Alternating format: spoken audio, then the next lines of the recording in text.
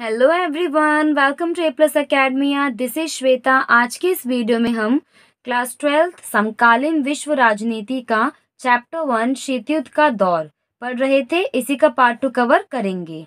So guys, अब तक अगर आपने पार्ट 1 की वीडियो नहीं देखी है तो प्लीज जाकर देखें, तभी आपको पूरी स्टोरी कनेक्टेड और मजेदार लगेगी।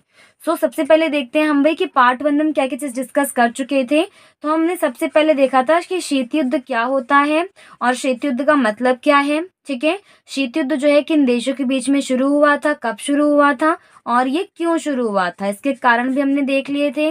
कारणों के बाद हमने ये देखा था कि भाई जो शीत युद्ध है इसके दौरान कौन कौन सी घटनाएं हुई थी, वो सारे इवेंट्स भी हमने स्टडी किए थे। जैसे कि आपको पता ही होगा, हमने ट्रूमैन सिद्धांत पढ़ा था। ठीक है, फिर मार्शल प्लान देखा जो उसके बाद आया था। फिर हमने गठबंधन की शुरुआत देखी कि भाई गठबंधन का मतलब क्या होता है, और उस टाइम पे 3 तरह के गठबंधन हुए थे, नाटो, सीटो, सेंटो। ये तीनों गठबंधनों को देखा और वार्सो पैक्ट। ठीक है, इन सारे गठबंधनों की हमने स्टडी की। ठीक है, फिर उसके बाद देखा भाई शीत युद्ध के दौरान और भी ज्यादा महत्वपूर्ण घटनाएं जो हुई, जैसे कि बर्लिन की दीवार का बनना। ये सारे टॉपिक्स हम उस वीडियो में कवर कर चुके हैं, सो आप प्लीज जाकर पहले उस वीडियो को देखें। ठीक है, बर्लिन की दीवार कब, क्यों, कैसे बनाई गई थी, किस लिए बनाई गई थी, वो सारी बातें हमने पढ़ी। लेकिन हमने जो है सबसे मोस्ट इम्पॉर्टेंट टॉपिक जो स्टडी किया था वो था हमारा क्यूबा मिसाइल संकट। ठीक है, क्यूबा मिसाइल संकट आपको पता ही है, 1962 अक्टूबर में ये घटना हुई थी।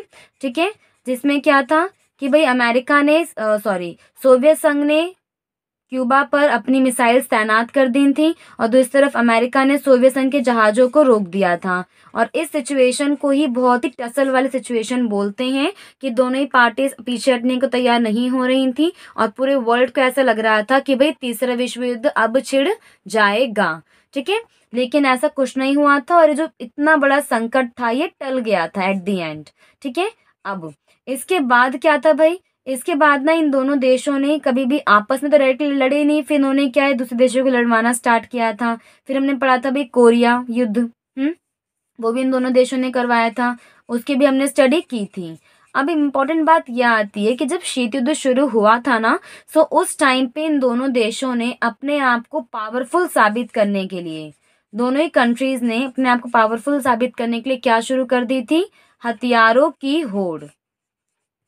ठीक है, क्या बोलते हैं इसे हम, हथियारों की होड़। होड़ मतलब होता है रेस। ठीक है, मीन्स दोनों देशों ने क्या शुरू कर दिया था, अधिक से अधिक हथियार बनाना स्टार्ट कर दिया था। ठीक है, जिसकी वजह से क्या हुआ था भाई, जिसकी वजह से दोनों ही देशों की ज्यादातर पैसा जो है देश की सेवा में नहीं, हथियारों को बनाने में जाए जा रहे थे। और उस टाइम पे जो सबसे महत्वपूर्ण और सबसे खतरनाक घातक हथियार जो दोनों देश बनाने में लगे हुए थे वो थे परमाणु हथियार। ठीक है, और ऐसे नहीं सिर्फ परमाणु हथियार ही बना रहे थे, और भी कई तरह के एक से एक घातक हथियार ये दोनों देश बना रहे थे। ठीक है, अब क्या हुआ भाई, ये दोनों देश स्टार्टिंग में तो बहुत ही कॉन्फिडेंट फील कर रहे थे कि हाँ भाई ठीक है, मेरे पास तो 100 परमाणु हथियार है, उसके पास तो इतने हैं, और इस तरीके से काफी कॉन्फिडेंट फील कर रहे थे अपने आप को। लेकिन आगे चलकर इन दोनों देशों के मन में एक डर सा पैदा होने लगा, एक नेगेटिविटी आने लगी कि भाई अगर हमने ज्यादा हथियार बना लिए और मान के चलो कल को हमारे बीच में परमाणु युद्ध हो गया, ठीक है, मीन्स इस घातक हथियार से ही हमने युद्ध करना स्टार्ट कर दिया, तो आप खुद सोचो कि जब एक बम हिरोशिमा और नागासाकी की इतनी बुरी हालत कर सकता है, तो सोचो अगर इन्होंने एक दूसरे पे 10-10 बॉम्ब भी गिरा दिए तो इनकी क्या हालत होगी। ठीक है, इसलिए फिर दोनों देश ना एक दूसरे से डरने लगे, हथियारों से डरने लगे। जो हथियार एक टाइम पे इनको कॉन्फिडेंट दे रहे थे, अब वो इनको डराने लगे थे। ठीक है, और इसी डर से हुई हमारी एक नई नीति की शुरुआत, जिसे हम पढ़ेंगे। तो पहली नीति है हमारी अपरोध की नीति। ठीक है, ये भी शीत युद्ध के दौरान ही ये घटना सामने आई थी और 1960 से आप कह सकते हो भाई इस नीति की शुरुआत हुई थी। ठीक है, अब देखो अपरोध की नीति, अपरोध को पहले हमें अपरोध का मीनिंग समझना होगा। इसे आम भाषा में आप प्रतिरोध भी कह सकते हो और निरोध भी कह सकते हो। ठीक है, और इवन मोस्ट कॉमन टर्म्स में अगर समझना है तो आप इसे विरोध भी कह सकते हो। ठीक है, इंग्लिश में क्या बोलते हैं इसको, इंग्लिश में बोलते हैं पॉलिसी ऑफ डेटरेंस। अब इसका मीनिंग समझेंगे भाई कि ये होता क्या है। ठीक है, पॉलिसी ऑफ डेटरेंस। तो इस पॉलिसी में क्या था, ये रोक तथा संतुलन की धारणा थी। ठीक है, मतलब ये भाई देखो, दोनों देशों ने पहले बहुत सारे हथियार, परमाणु हथियार बना लिए back to back back to back. ठीक है, अब क्या था भाई, दोनों देशों को ये पता ही नहीं था कि सामने वाली पार्टी ने कितने हथियार बना रखे हैं। ठीक है, उन्हें तो सिर्फ अपना आइडिया था। फॉर एग्जाम्पल लेके चलते हैं भाई, अमेरिका ने बना रखे हैं 500 परमाणु बम। ठीक है, तो अमेरिका को तो सिर्फ अपना पता है ना कि मैंने कितने बना रखे हैं। क्या उसको सोवियत संघ जाके बताएगा कि मैंने इतने हथियार बना रखे हैं? नहीं। ठीक है, तो इस वजह से क्या हुआ, दोनों ही देश ना एक दूसरे को लेकर जो है डाउटफुल होने लगे, एक दूसरे को देखकर जो है काफी संदिग्ध होने लगे कि भाई मुझे तो पता नहीं वो सामने से कितने हथियार बना रहा है, और मान के चलो कल उसने मुझ पे अगर हथियारों से हमला कर दिया तो मैं तो पूरा ही बर्बाद हो जाऊंगा, है ना। तो ये सोचते हुए उन्होंने ये पॉलिसी अपनाई थी, और उन्होंने क्या करना स्टार्ट किया, परमाणु हथियारों का प्रतिरोध करना स्टार्ट किया। मीन्स प्रतिरोध का मीन्स क्या है कि भाई जितने हथियार बनने थे वो अब बन गए, अब हमें इन हथियारों को और भी ज्यादा फैलने से, इनको बनाए जाने से रोकना है। ओके, तो इसीलिए इसको बोलते हैं रोक तथा संतुलन की धारणा, कि भाई जितने हथियार हमारे पास बन चुके हैं, एक तरफ तो हमें उनके इस्तेमाल को रोकना है। ठीक है, रोक का मतलब क्या है कि उनकी कोई उनका इस्तेमाल ना कर पाए, इस्तेमाल करने से रोकना है। दूसरा, ठीक है, आगे चल के कोई और देश ये हथियार ना बना सके, इसके लिए हमें संतुलन भी करना है। ओके, तो इसी धारणा को अप्रोध की नीति बोलते हैं। 1960 के दशक से ये शुरू हुई थी। ठीक है, अब इसका मीनिंग क्या था भाई, अत्यधिक हथियार बनाने के बाद दोनों महाशक्तियां परमाणु हमले से होने वाले विनाश को सोचकर डरने लगी थी, जिसको अप्रोध की नीति कहते हैं। वही जो मैंने आपको एक्सप्लेन किया वही यहाँ पे लिखा हुआ है। ओके, अब इस नीति को फॉलो करते हुए उन्होंने आगे चल के कौन सी पॉलिसी अपनाई, उसको बोलते हैं निशस्त्रीकरण की नीति। ठीक है, निशस्त्रीकरण, ये वाला कॉन्सेप्ट आया। पहली बात तो एक दूसरे से डरने लगे तो उसको अप्रोध कहा गया। ठीक है, माइंड में एक नया थॉट आया, फिर उन्होंने निशस्त्रीकरण की पॉलिसी अपनाई। ठीक है, अब देखो निशस्त्रीकरण का मतलब क्या होता है, नाम ही मीनिंग है। नी का मतलब होता है न, शस्त्र का मतलब होता है शस्त्र यानी कि हथियार। ठीक है, मीन्स इन दोनों देशों ने डिसाइड कर लिया कि अब चाहे कुछ भी हो जाए, हमें परमाणु हथियारों के प्रयोग से और इसको बनाए जाने से रोकना है, कि भाई आगे चल के कोई और देश इस हथियार को ना बनाए। ओके, तो हम देखेंगे कि भाई निशस्त्रीकरण को फॉलो करते हुए उन्होंने कौन कौन सी संधियां की थी एक दूसरे के साथ, कौन कौन से इन्होंने एक दूसरे के साथ संधियां की थी। तो हमारी पहली नीति है परमाणु परीक्षण प्रतिबंध संधि। ठीक है, जिसे हम इंग्लिश में एनटीबीटी यानी न्यूक्लियर टेस्ट बैन ट्रीटी भी कहते हैं, और एलटीबीटी भी कहते हैं यानी कि लिमिटेड टेस्ट बैन ट्रीटी। ठीक है, अब इस संधि में, संधि तो आपको पता ही है, जब दो या दो देशों के बीच में एक फॉर्मल अग्रीमेंट किया जाता है, एक डॉक्यूमेंट बनाया जाता है, उसको बोलते हैं संधि करना। ओके, सो अब देखते हैं भाई संधि में क्या हुआ था, ये संधि कब हुई थी। तो ये संधि 5 अगस्त 1963 को साइन की गई थी, लेकिन इसे कब लागू किया गया था, 10 अगस्त 1963 में, 10 अक्टूबर 1963 में इसको लागू किया गया था। ठीक है भाई, देखो अग्रीमेंट होने की डेट अलग होती है और जिस दिन से उसको अपनाया जा रहा है वो डेट अलग होती है। ठीक है, फिर अब बात करते हुए किन पार्टीज के बीच में हुई थी ये संधि, तो वो थे सोवियत संघ, अमेरिका और ब्रिटेन। इन तीनों देशों ने मिलकर एक दूसरे के साथ संधि कर ली, और क्या कहा इसके अंदर, परमाणु हथियारों का वायुमंडल, अंतरिक्ष तथा जल में परीक्षण करने से रोका। मीन्स इन दोनों देशों ने कहा कि भाई परमाणु हथियार जो हैं, जिन भी देशों ने बना लिए हैं, क्योंकि ये हथियार जो है सबके सब छुपके छुपके बनाते थे। ठीक है, किसी को कानो कान खबर नहीं होने देते थे। तो अब क्या था भाई, इसमें कहा गया कि परमाणु बम को वायुमंडल, वायुमंडल यानी कि हवा, एटमॉस्फेयर।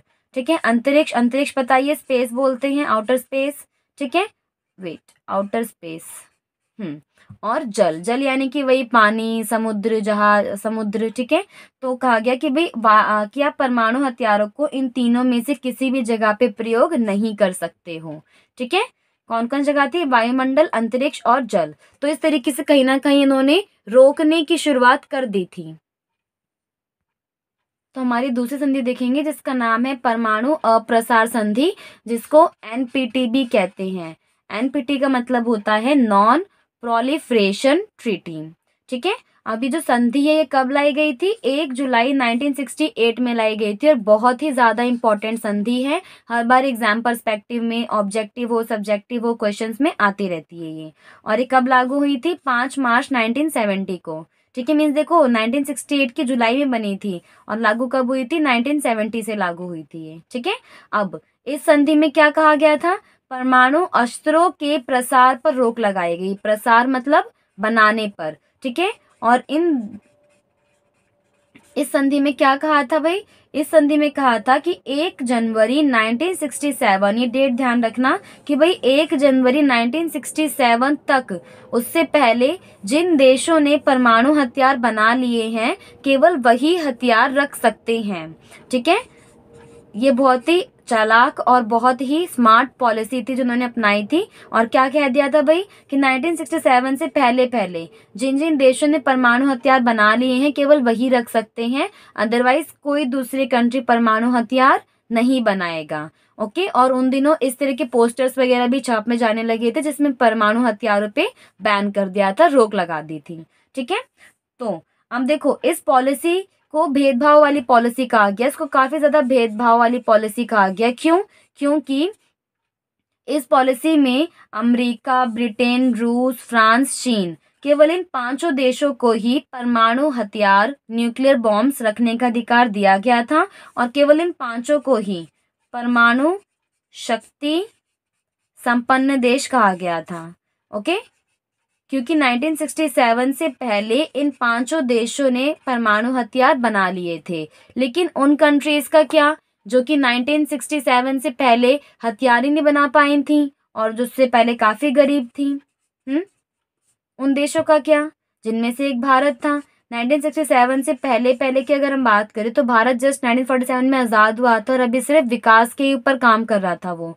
ठीक है, तो इसीलिए इस पॉलिसी पे ना 191 कंट्रीज ने साइन कर दिया था कि ठीक है भाई हम हथियार नहीं बनाएंगे, हम परमाणु बॉम्ब्स नहीं बनाएंगे। लेकिन सिर्फ भारत एक ऐसा देश है जिसने इस पे हस्ताक्षर साइन नहीं किए थे, क्योंकि भारत को ये पॉलिसी बहुत ही ज्यादा भेदभाव वाली लगती थी। ठीक है, तो ये पॉलिसी क्लियर होगी भाई। अब हमारी तीसरी संधि आती है परमाणु प्रक्षेपास्त्र परिसीमन संधि। नाम थोड़ा सा अजीब है लेकिन मीनिंग बहुत ही सिंपल है।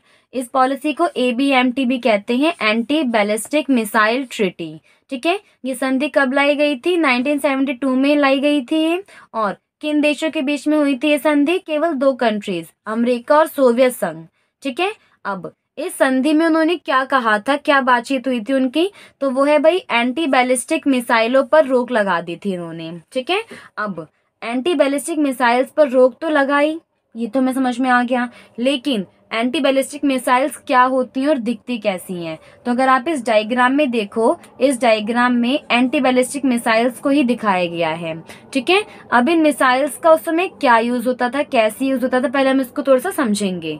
ठीक है, क्योंकि देखो उन दिनों की अगर हम बात करें तो आपको पता ही होगा सबसे पहले हिरोशिमा और नागासाकी पर, यानी कि आम भाषा में जापान पर परमाणु बम गिराए गए थे।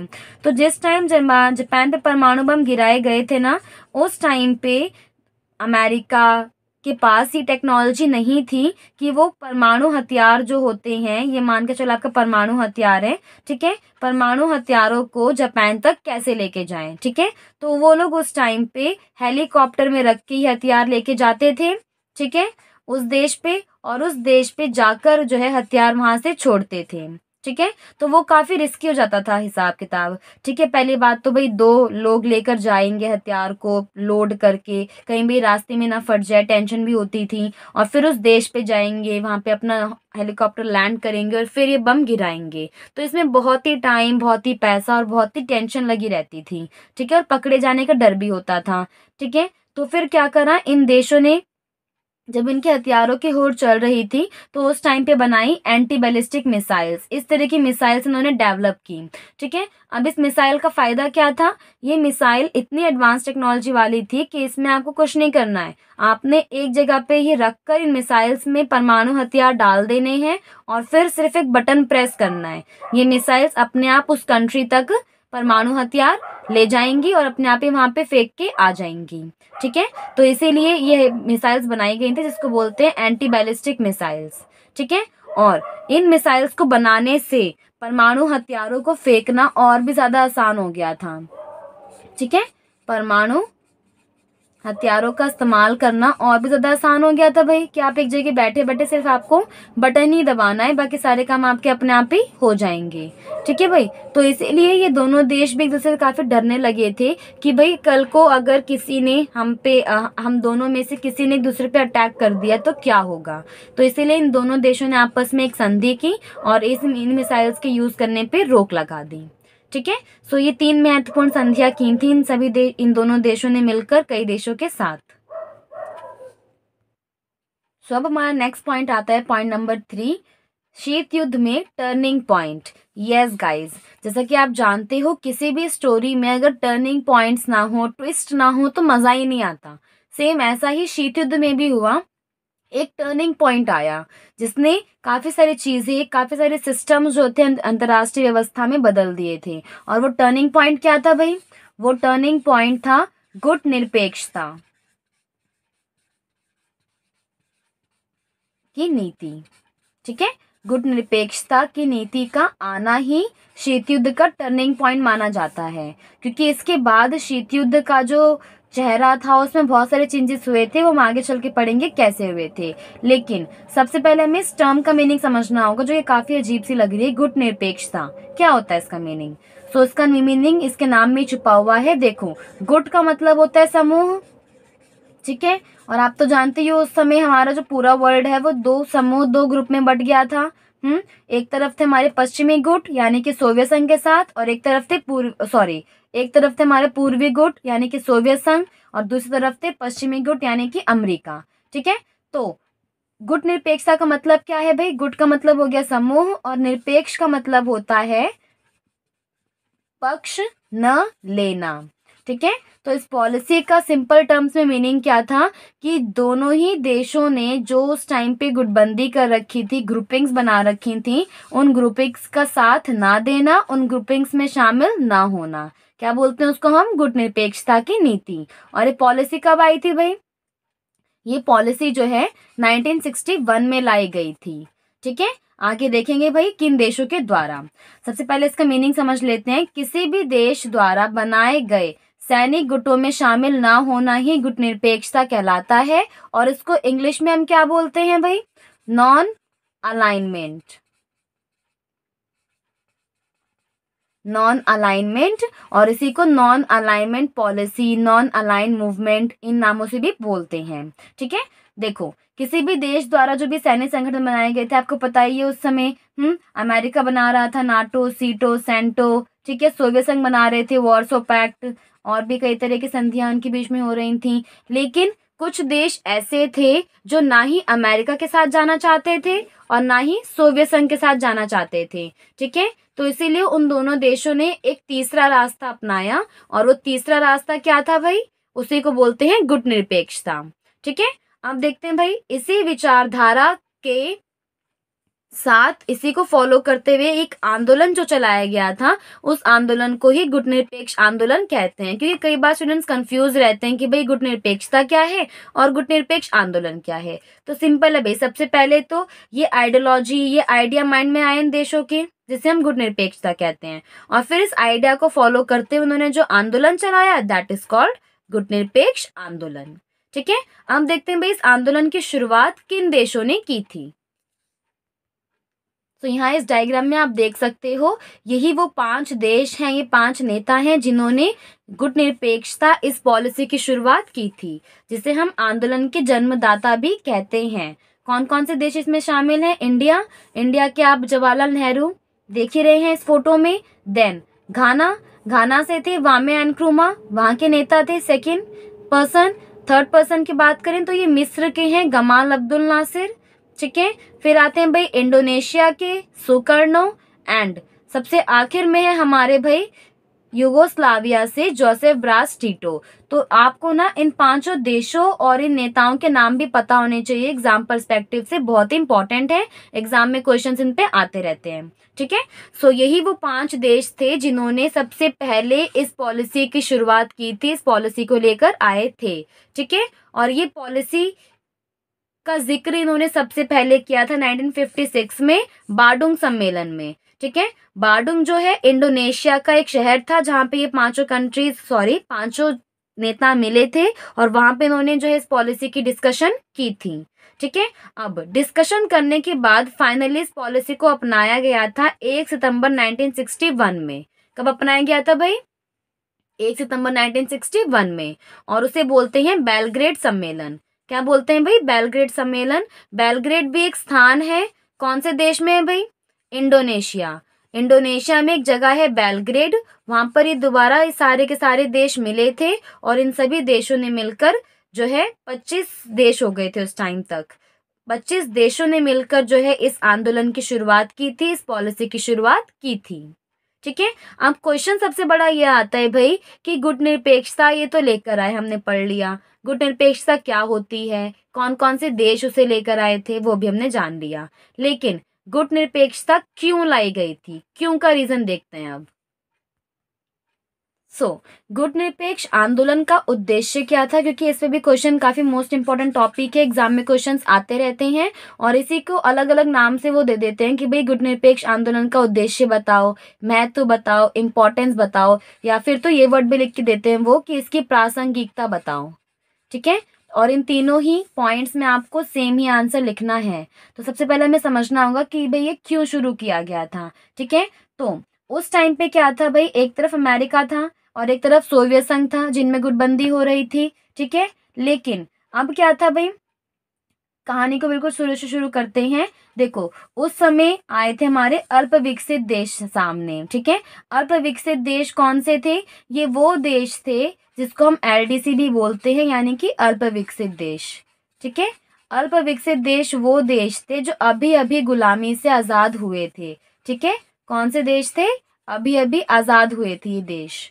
ठीक है, आपको पता ही है ना कि सबसे ज्यादा जो कॉलोनीज बनाई गई थी, उपनिवेशवाद बनाया गया था, वो किन देशों को बनाया गया था? एशिया को, एशिया के देशों को और अफ्रीका के देशों को। ठीक है, और आपको पता ही है कि इन देशों को अपनी कॉलोनी बनाया किसने था? ब्रिटेन। सबसे ज्यादा जो कॉलोनीज थी ब्रिटेन के पास थी। ठीक है, कॉलोनीज का मतलब क्या होता है कि भाई ब्रिटेन जो है इन देशों में व्यापार करने के लिए गए थे और फिर उन्होंने धीरे धीरे इन पूरे देशों पे अपना कब्जा जमा लिया था। जैसे कि इंडिया के बारे में पता ही है, हर एक बच्चे को अंग्रेजों के बारे में नॉलेज है ही इंडिया की, है ना। तो वही स्टोरी मैं आपको एक्सप्लेन कर रही हूँ। ठीक है, तो ब्रिटेन था, ब्रिटेन और फ्रांस, इन दोनों देशों ने मिलकर एशिया और अफ्रीका के कई सारे देशों को अपना गुलाम बना रखा था। ठीक है, लेकिन जब हमारा द्वितीय विश्व युद्ध हुआ था ना, वर्ल्ड वॉर 2 खत्म, तो उसके बाद हमने पढ़ा था ये दोनों देश पूरी तरीके से बर्बाद हो गए थे और इनकी जितनी भी कॉलोनीज थी, उपनिवेश वाले इलाके थे, ये धीरे धीरे आजाद होने लगे थे। जैसे आपको पता ही होगा, एग्जाम्पल लेके चलते हैं कि भाई भारत 1947 में आजाद हुआ था। ठीक है, भारत के साथ साथ चीन, ठीक है, और अफ्रीका के कई सारे देश जो है उसी समय आजाद हुए थे, 1950s के आसपास, 50-60s के आसपास। ठीक है, अब जब ये सारे देश आजाद हुए ना, तो आप खुद सोचो कि अभी अभी एक कैदी जो है गुलामी से जेल से निकला है, तो क्या वो चाहेगा उसको दोबारा से किसी जेल में डाल दिया जाए? आप खुद सोचो, बिल्कुल नहीं चाहेगा। तो वही है, इन देशों को ही हम अल्प विकसित देश कहते हैं। अभी जो देश थे ना, ये बिल्कुल नहीं चाहते थे कि भाई एक बार तो हम ब्रिटेन की गुलामी झेल चुके हैं। ठीक है, अब हम नहीं चाहते कि हम पे भाई अमेरिका अपनी चलाया कर या फिर सोवियत संघ अपनी चलाए। ठीक है भाई, तो इन देशों ने डिसाइड किया कि हमें ना ही इनके साथ शामिल होना, ना ही इनके साथ शामिल होना है, हमें खुद को अब आजाद रखना है। चाहे कुछ भी हो जाए, अपने आप को आजाद रखना है और अपना विकास करना है, डेवलपमेंट करना है। ओके, सो इसीलिए इन सभी देशों ने एक नई रास्ता अपनाया जिसको गुट निरपेक्ष आंदोलन कहते हैं। ठीक है, अब इसको हर एक पॉइंट वाइज समझेंगे। सो पॉइंट नंबर 1 क्या है?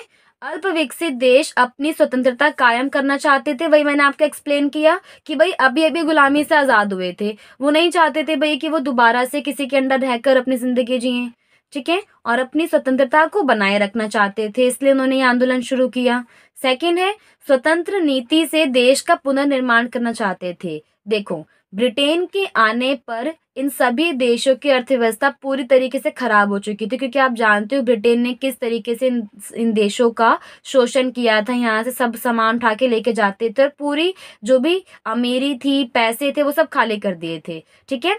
तो अब क्या था भाई, इन सभी देशों के ऊपर सबसे बड़ी जिम्मेदारी ये थी कि हमारी जो अर्थव्यवस्था नीचे आ चुकी है, हम उसे कैसे ऊपर लेकर जाएं, ठीक है। तो ये चाहते थे कि हम जो पॉलिसीज बनाए ना, उसमें कोई भी आके इंटरफेयर ना करे, हमारी स्वतंत्र नीति हो, ठीक है। हम अपने दिमाग से पॉलिसीज बनाएंगे और अपने दिमाग से अपने देश का पुनर्निर्माण मतलब होता है रीडेवलपमेंट, ठीक है। अपने देश का हम रीडेवलपमेंट करेंगे, ठीक है, ये उन्होंने सोचा। फिर थर्ड क्या था भाई, गुटबंदी से दूर रहना चाहते थे। अब देखो, ये देश ये भी चाहते थे कि हमें जो है किसी भी गुटबंदी, किसी भी लड़ाई झगड़े में जो है ज्यादा फंसना नहीं है, क्योंकि आप जानते हो अमेरिका और सोवियत संघ की पॉलिसी, खुद तो लड़ते नहीं थे, ठीक है, और दूसरे देशों को लड़वा दिया करते थे। तो वही है भाई, ये देश जो है ना, ये गुटबंदी से दूर रहना चाहते थे।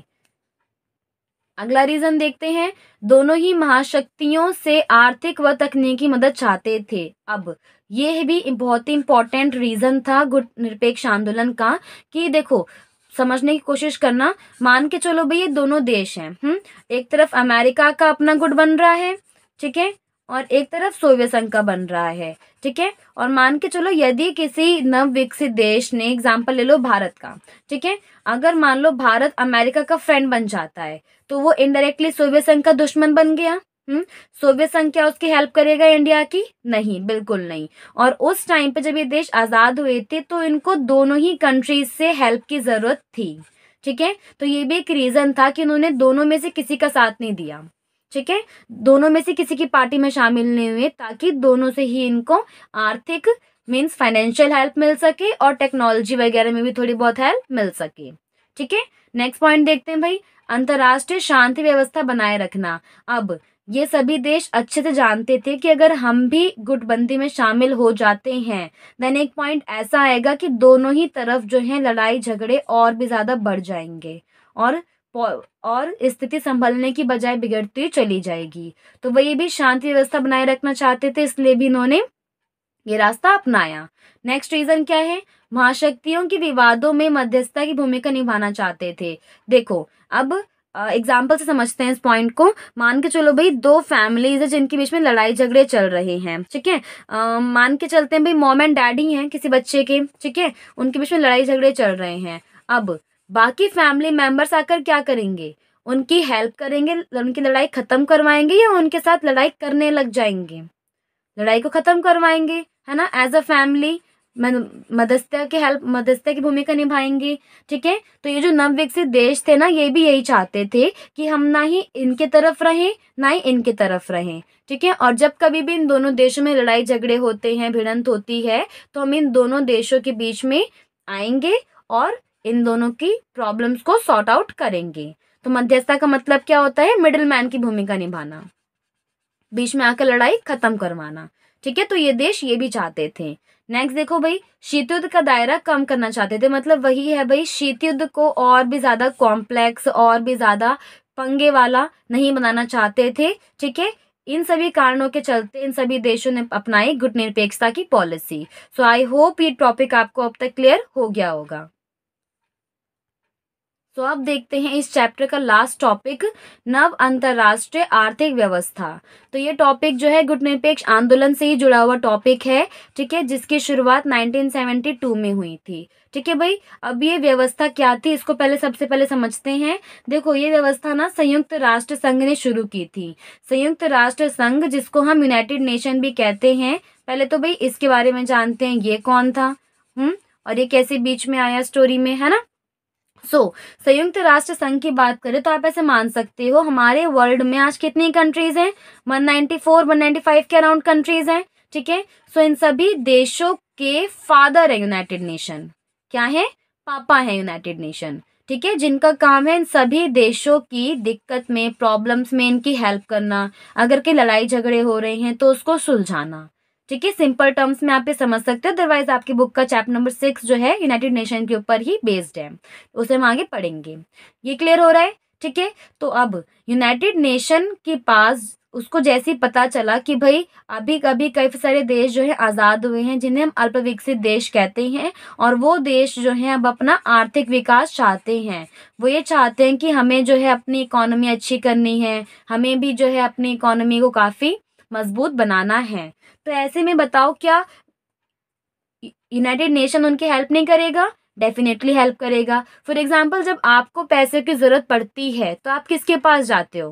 पापा के पास या मम्मी के पास? ठीक है, लेकिन जब आपको स्कूल फीस जमा करनी है तो वो तो केस अलग ही हो जाता है, उस टाइम पे तो उनको आपकी हेल्प करनी ही पड़ेगी, है ना। सो ऐसी सिचुएशन क्रिएट हो गई थी यूनाइटेड नेशन के सामने, और तब हुई थी जब ये सारे नव विकसित देश जो थे ना, ये सारे के सारे कंप्लेन करने लगे थे कि भाई आप तो हमारी हेल्प कर ही नहीं रहे हो, आप प्लीज हमारी हेल्प करो, हमें अपने देश को आगे बढ़ाना है। ठीक है, सो इनकी बात सुनते हुए ही उन्होंने एक नई व्यवस्था शुरू की थी, जिसको बोलते हैं नव अंतर्राष्ट्रीय आर्थिक व्यवस्था। ठीक है, इस व्यवस्था की शुरुआत 1972 में हुई थी, और इसके तहत उन्होंने क्या किया था? वैश्विक व्यापार प्रणाली में सुधार। मीन्स संयुक्त राष्ट्र संघ ने सोचा कि अगर इन देशों को अपना आर्थिक विकास करना है तो इन्हें अपना क्या चेंज करना पड़ेगा? इन्हें अपना व्यापार का जो सिस्टम है वो उसमें चेंजेस हमें करने पड़ेंगे।